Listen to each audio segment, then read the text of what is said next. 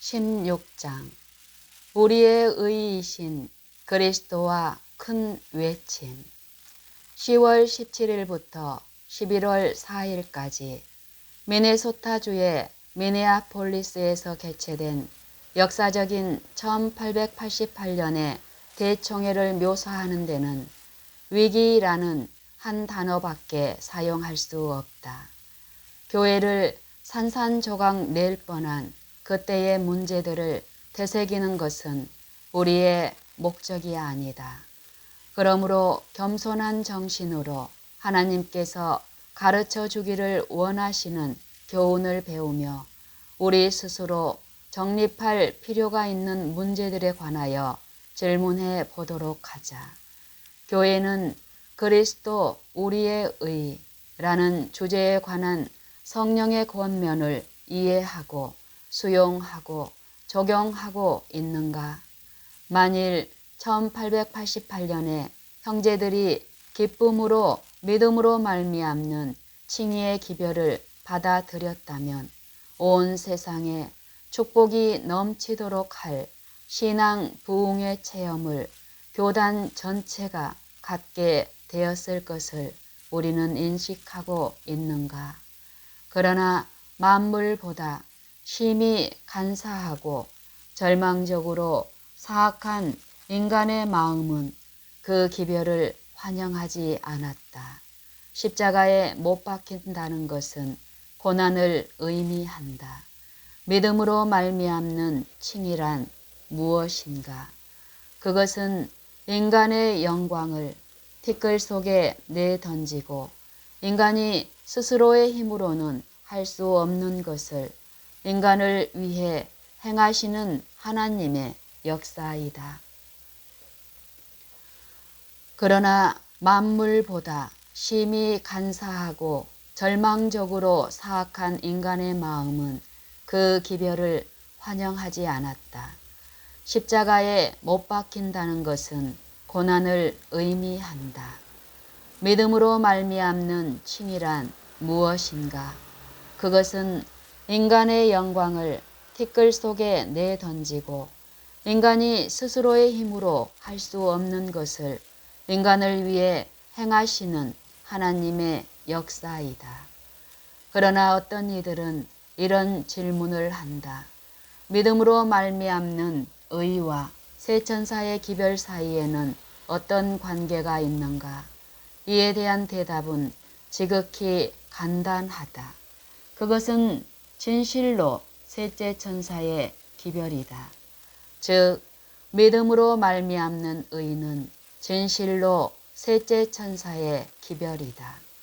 미네아폴리스 회의가 열리기 1년 반 전에, 그러니까 1887년 3월 22일 리비엔드 헤럴드는 머릿 기사로 웰렌지 화이트의 글을 실었는데 그 첫 문장 속에서 이런 말씀을 읽는다. 우리 사이에 참된 경건의 부흥이야말로 우리가 가장 크고도 가장 긴박하게 필요로 하는 것이다. 이것을 구하는 것이 우리의 첫 사업이 되어야만 한다. 그는 기도에 대한 응답 외에는 그 어떤 수로도 신앙 부흥이 일어나지 않는다는 것을 지적하였다. 그는 마음을 감동시키기 위해서는 성령의 임재하심이 필요하다는 것을 강조하였고 개인적인 응답을 호소하였다. 그러나 사단과 그의 군대는 그러한 부흥이 결코 일어나서는 안 된다고 결심하였다. 하나님의 백성들이 앞길의 모든 장애물을 제거해 버림으로 구주께서 시들어가는 교회와 뉘우침이 없는 신자들에게 성령을 부어 주실 수 있도록 하는 것만큼 사단이 두려워하는 것은 아무것도 없다. 그러나 사단의 세력을 물리치는 것은 가능한 일이다. 하나님의 영을 위한 길이 예비될 때에 축복이 임할 것이다.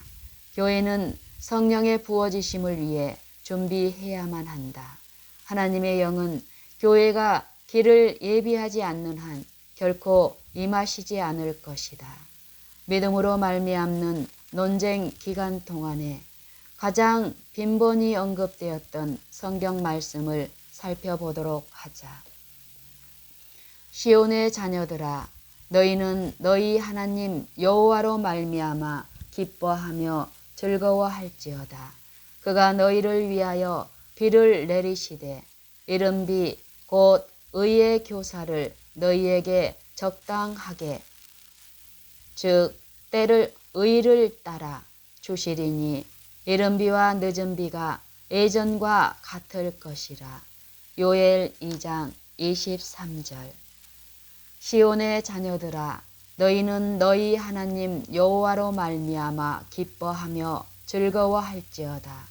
그가 너희를 위하여 비를 내리시되 이른 비를 너희에게 적당하게 주시리니 이른 비와 늦은 비가 예전과 같을 것이라.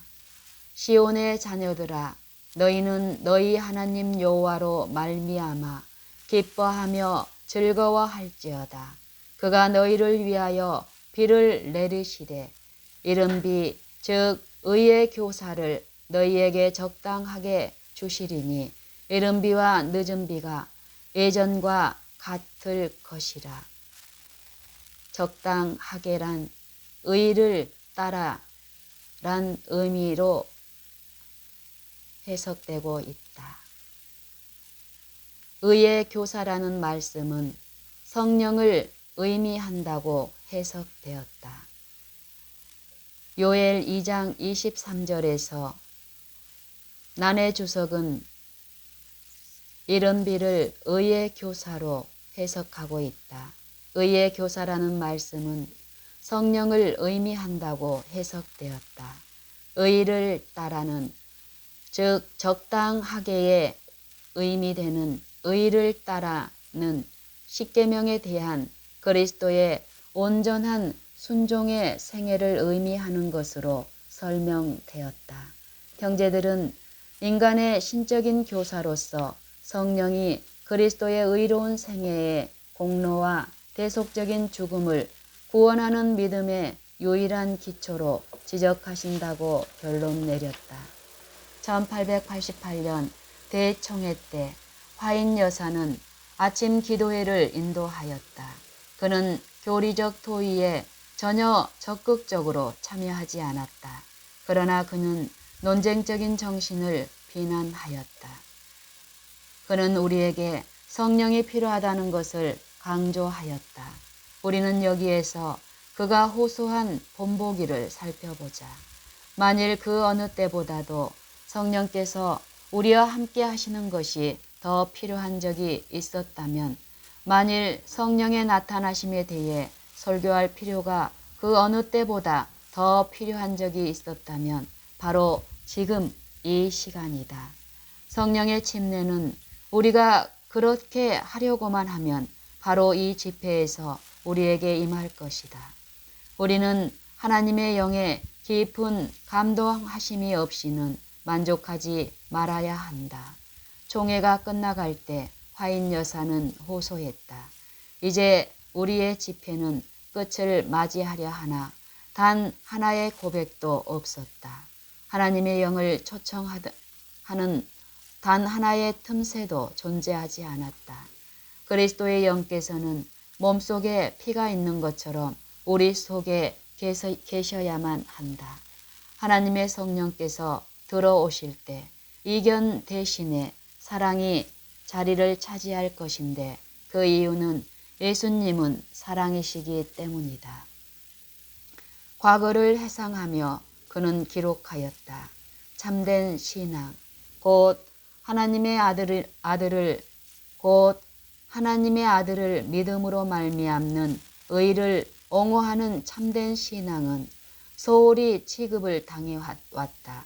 그러나 영혼으로 하여금 선행의 열매를 맺게 할 수 있는 유일의 것은 영혼 안에 있는 예수 그리스도의 생명이요 성령에 의하여 나누어진 적극적인 사랑의 원칙이다.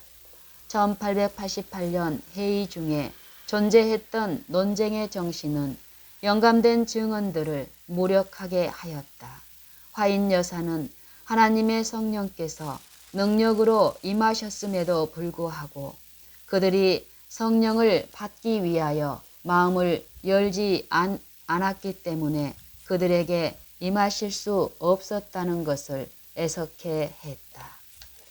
이처럼 보혜사를 받아들이기에 주저한 이유는 무엇인가?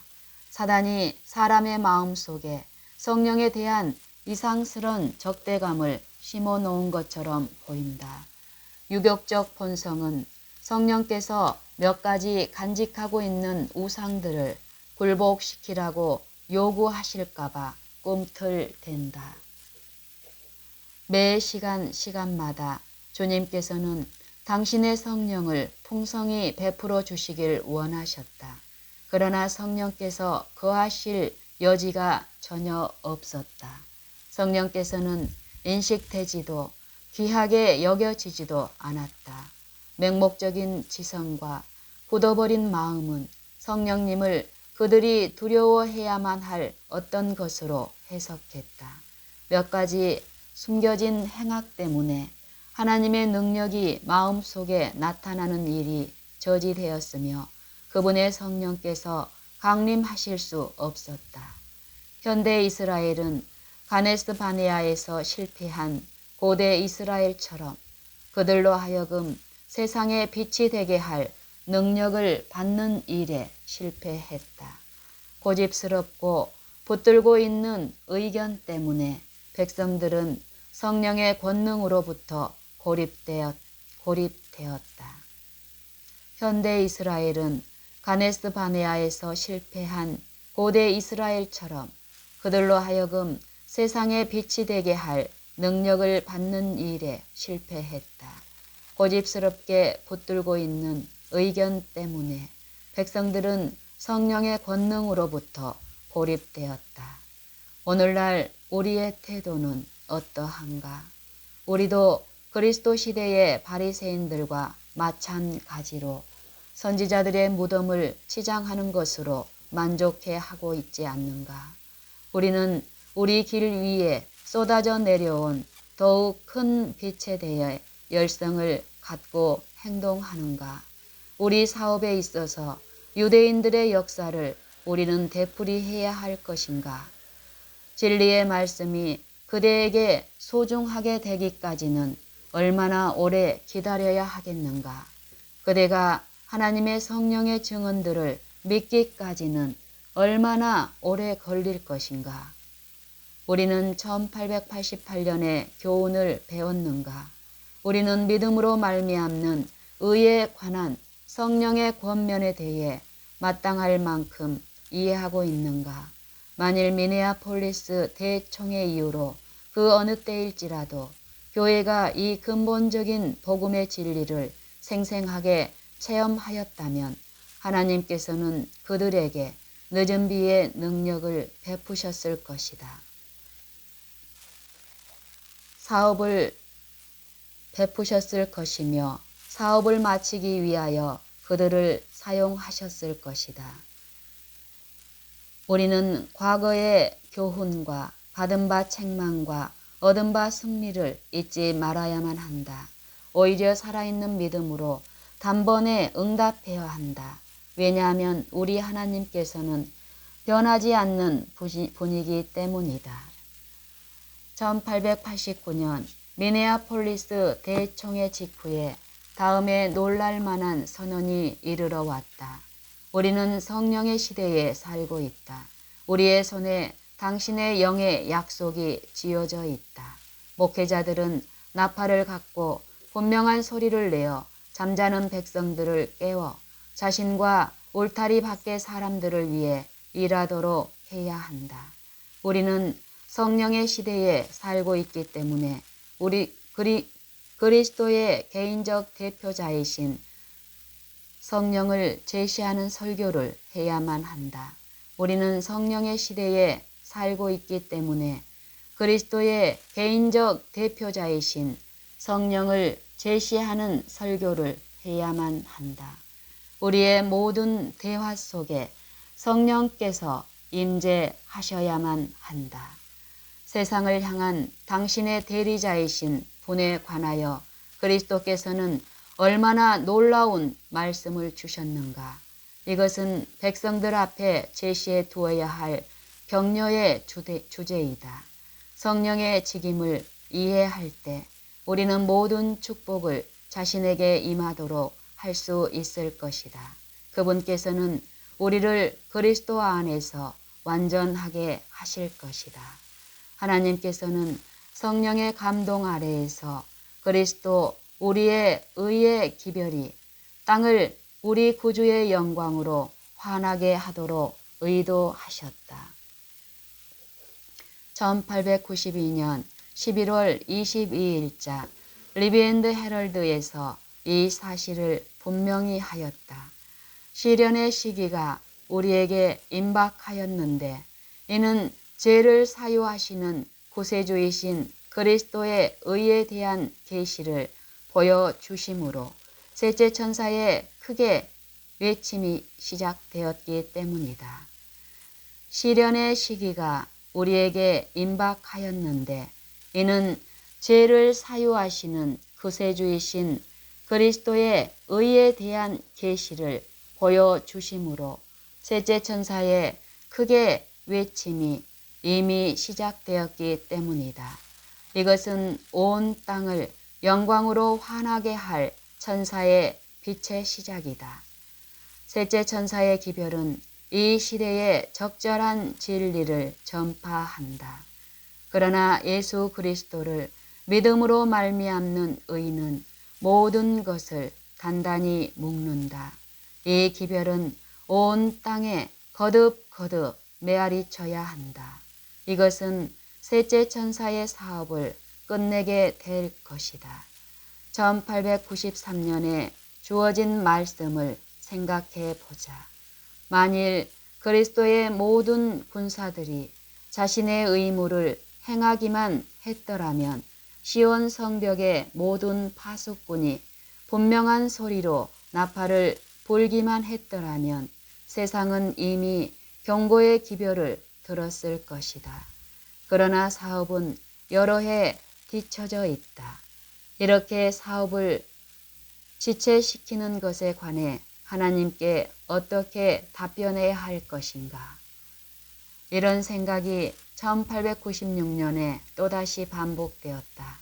하나님의 사물에 산 경험을 가졌다고 주장하는 이들이 주님께서 맡겨주신 그들의 임명된 사업을 행하기만 했더라면 온 세상은 이미 경고를 받았을 것이며 주 예수께서는 능력과 큰 영광으로 오셨을 것이다.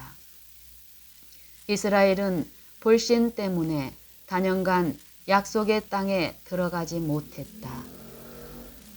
바로 그것과 마찬가지로 현대 이스라엘도 실패 때문에 그들의 본향에 들어가는 것이 지연되고 있다. 1901년에 주신 말씀을 보자.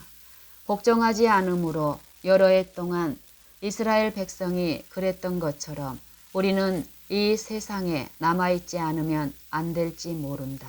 시대가 흘러 대열은 정비되었고 교회는 이 땅의 수십억 인간들에게 이임된 진리를 증거하기 위해 함께 일하는 하나의 단위가 되었다. 1888년 2기 이후 여러 해에 걸쳐 성취된 이 단위는 애언의 선물을 통하여 책망하고 인도하고 격려하는 성령의 주관하심을 증거한다. 하나님께서는 당신의 백성을 통해 승리하실 것이다. 우리는 그리스도께서 체험적으로 아셨던 바로 그것을 자신의 체험으로 알게 될 한 백성을 이 땅 위에서 보게 될 것이다. 주님 안에 거하셨던 동일한 성령께서 내재하심으로써 그들은 주님께서 거두셨던 것과 같은 죄에 대한 승리를 거두게 될 것이다. 성령의 내적인 역사를 통하여 영혼의 추수가 이루어질 것이다. 마음속에 하나님의 영께서 작용하심으로 위대한 영혼 구원자께서 영광스러운 하늘 보좌를 떠나게 한 잃어버린 자들에 대한 동일한 사랑을 우리도 갖게 된다. 성령의 감화하심을 받는 이들은 주님께서 위에 죽으신 모든 사람들에 대해 강렬한 사랑을 갖게 될 것이며 영혼들을 추수하여 하늘 곳간에 드리고자 열심히 일하게 될 것이다. 당신의 영으로 충만함을 받은 남녀들은 그리스도로 하여금 하나님의 보내심을 받은 선교사로서 당신의 종신 사업을 행하도록 했던 죄인의 구원에 관한 동일한 갈망으로 고무될 것이다. 그리스도의 대사들이 새 술로 가득 찬 새 부대가 될 때 하나님께서는 능력으로 당신 자신을 나타내실 것이며 일꾼들이 가는 곳마다 그들은 승리할 것이다. 한 가지 관심사가 널리 퍼지고 한 가지 주제가 다른 모든 것을 삼켜버릴 것인데 곧 그리스도 우리의 의이다.